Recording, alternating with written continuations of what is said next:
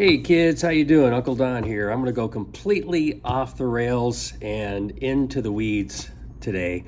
Something just popped into my head the last 24 hours, something I experienced, and so maybe I can give you some value with it. But anyhow, we're talking about haboobs. Don't get weird.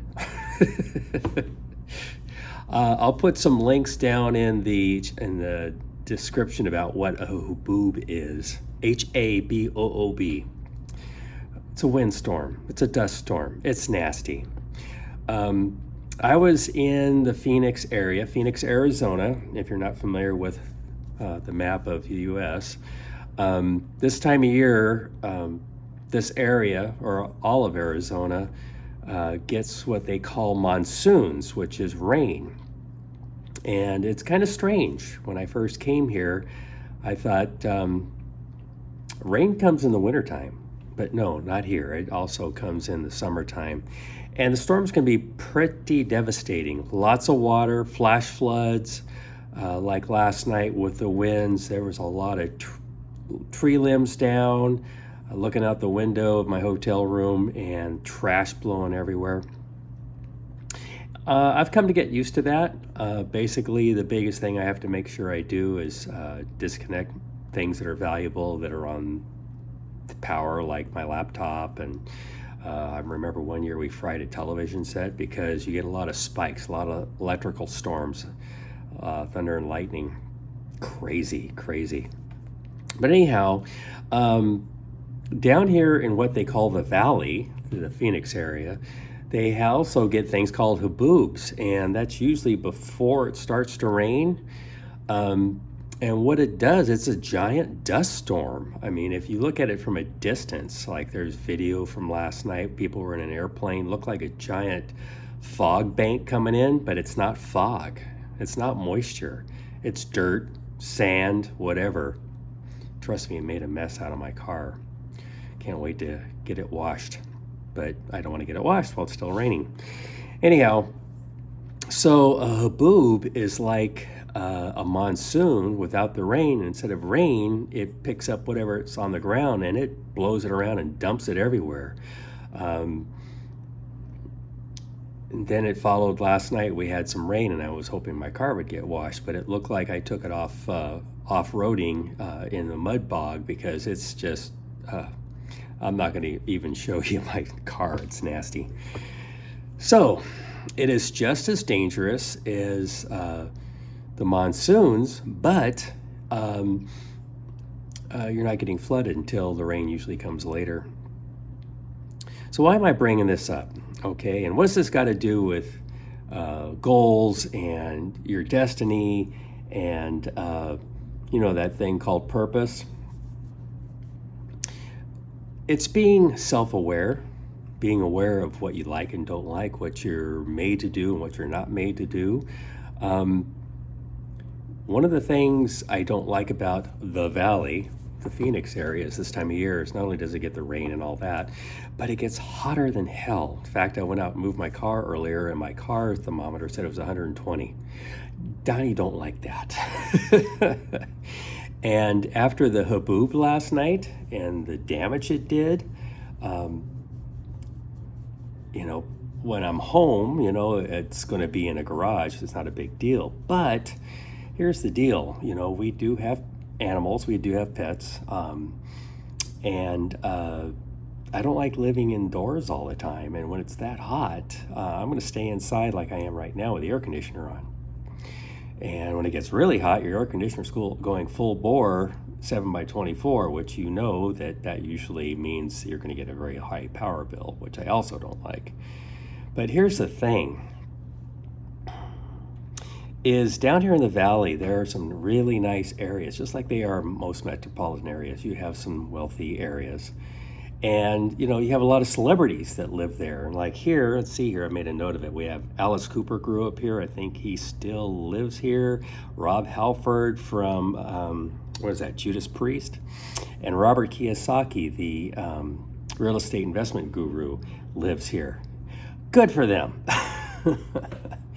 Coming down here in the wintertime, not so bad, But summertime, oh, I really regret coming down here, or I try to avoid as much as I can, but because of business and other things, I have to come down here every so often.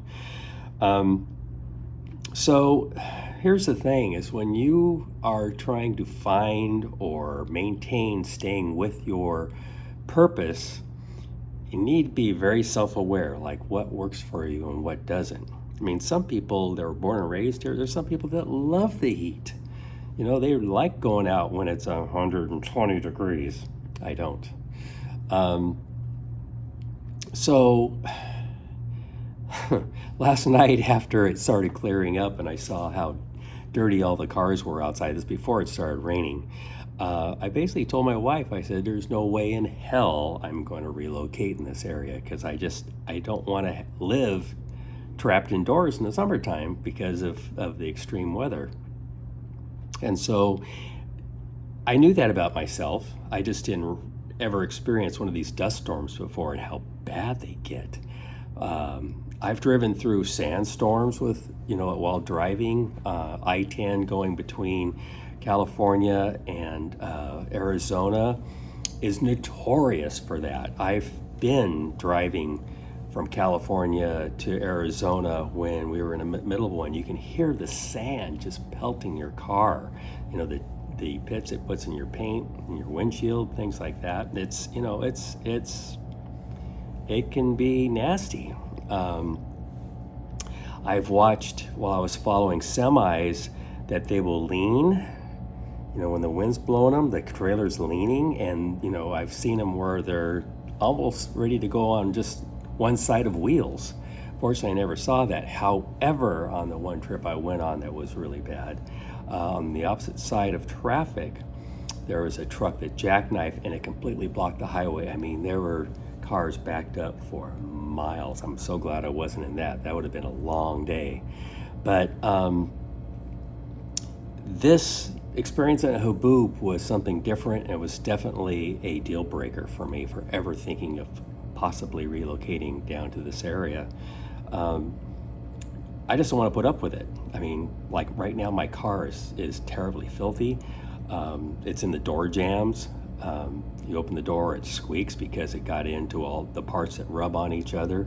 I'm really thankful that I wasn't out in it because you look across the street or across the parking lot and you'll see lights of signs at night, the sunset, the lights of the cars, the brake lights, things like that you can see regularly. When it gets really thick, everything, and I mean everything, disappears. And I don't want to run that risk. They say, pull off the road, turn your lights off so you don't get rear-ended. Pulling off the road as in not going into the breakdown lane, but completely off the highway or completely off the street, that's not always practical. And I just thought to myself, I'm sure there's going to be a lot of accidents right now while this is going on. And the other thing is just how filthy everything gets. I mean, the air quality. I was staying in a hotel, which I'm still in, as you can tell by my perimeter, my background. Walked out into the hallway, into the lobby, and it wasn't as bad as it was outside, but it looked like it was foggy from all the dust that was floating around, just from people going in and out of the lobby area outside. And it just, after I experienced that, it's like, I don't want to go through that again. And I will. I've got more business I got to do down here this summer. So I'll be traveling down here once in a while, and I understand from the prediction we're going to get a lot more monsoon, a lot more haboobs down here. So I'm probably going to run into it again, but I've already made commitments, so I have to do that. But choice as far as making a decision to come down here, no, I'm not going to do it. So anyhow, I mean, every place is good for different people. It's like where you grew up, it's what your physical conditioning is. I've had asthma my whole life, and the thought of going out and having to wear a mask or covering myself with my shirt, whatever, to keep from breathing that stuff in. Oh, and like with your car, I was just thinking to myself, I would have to go probably and have the air filter changed today from sucking all that stuff in, because it's so thick. It's not like fog to where, your car doesn't care about fog. It doesn't care about rain unless, of course, you're flooded. But Yeah, it could really cause some expensive damage to your vehicle.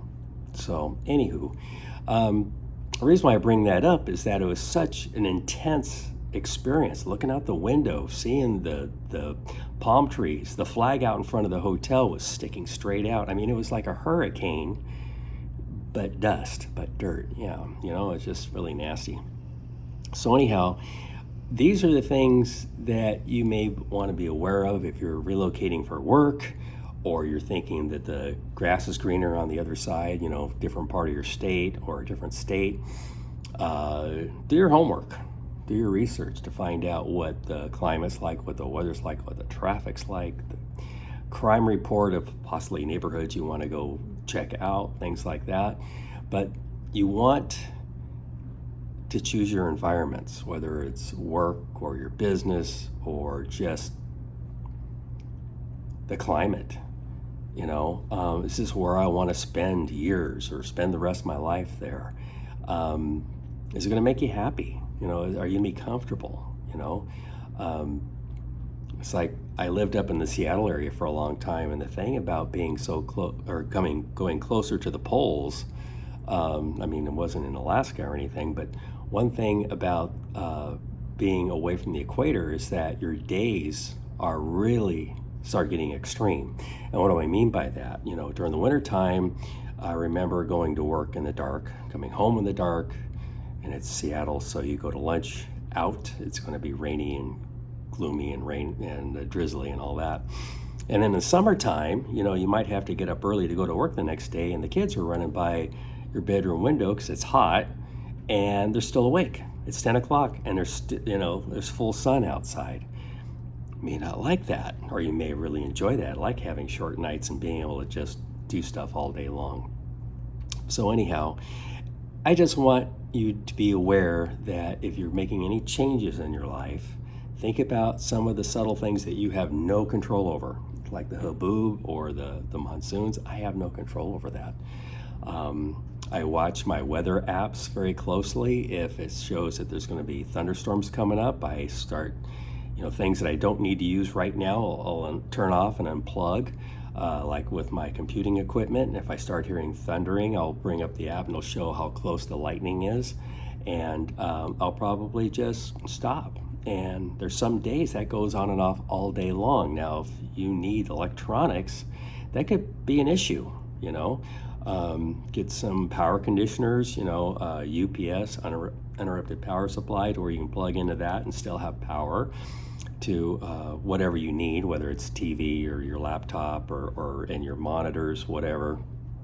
Plug into that and let that take the hit so it doesn't fry your machines.